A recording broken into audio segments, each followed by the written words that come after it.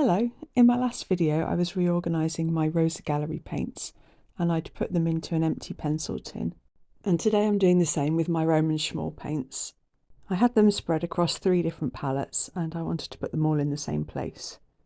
I've put all of my coloured pencils into large pencil cases now, so I had these spare tins. And I've stuck the pans into them with double-sided foam tape. I thought I'd video me making the new swatch chart for it, just in case it was useful for anyone to see the colours. And just quickly, here's the Rosa Gallery tin that I put together the other day, along with a swatch chart for it in the lid. I'm not too worried about having mixing space built into this palette, because I'm not planning on taking them out and about with me.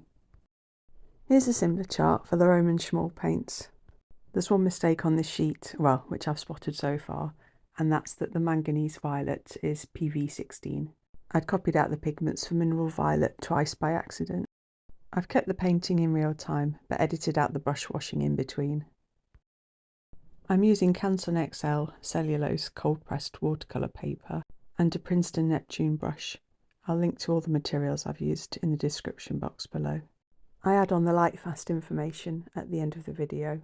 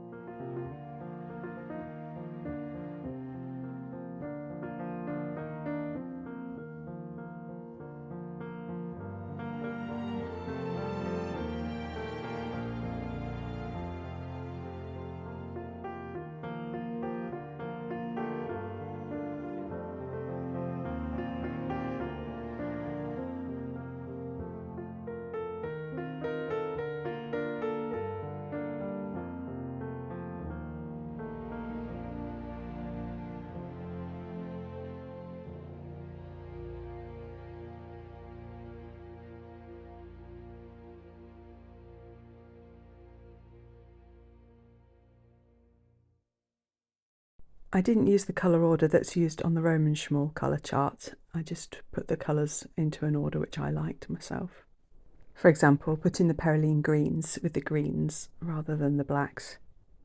Also, you could see with a couple of the paints that they didn't lay down smoothly, they were a bit patchy, but I think that's because I've got something on the paper rather than any fault of the paints themselves.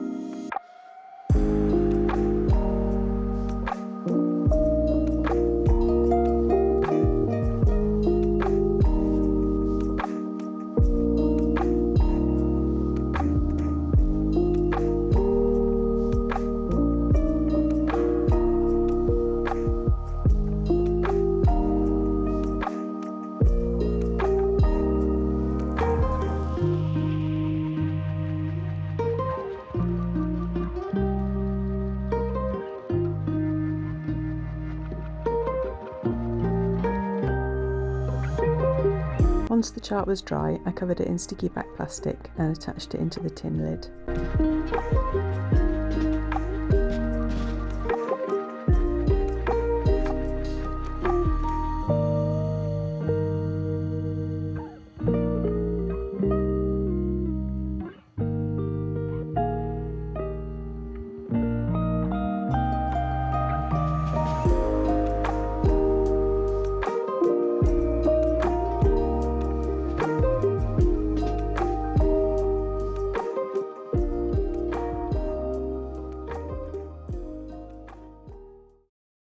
Although I'm not really planning on taking the tin out of the house, the lid stays on quite nicely. You can see here I'm just shaking it and it's not coming off.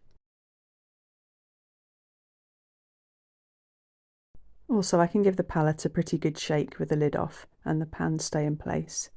If I keep getting the foam tape soaking wet, I'm not sure how that will affect its ability to stick, but in the long term I'd quite like to get some strong magnetic tape, as the adhesive magnetic sheeting that I've used in the past isn't very strong.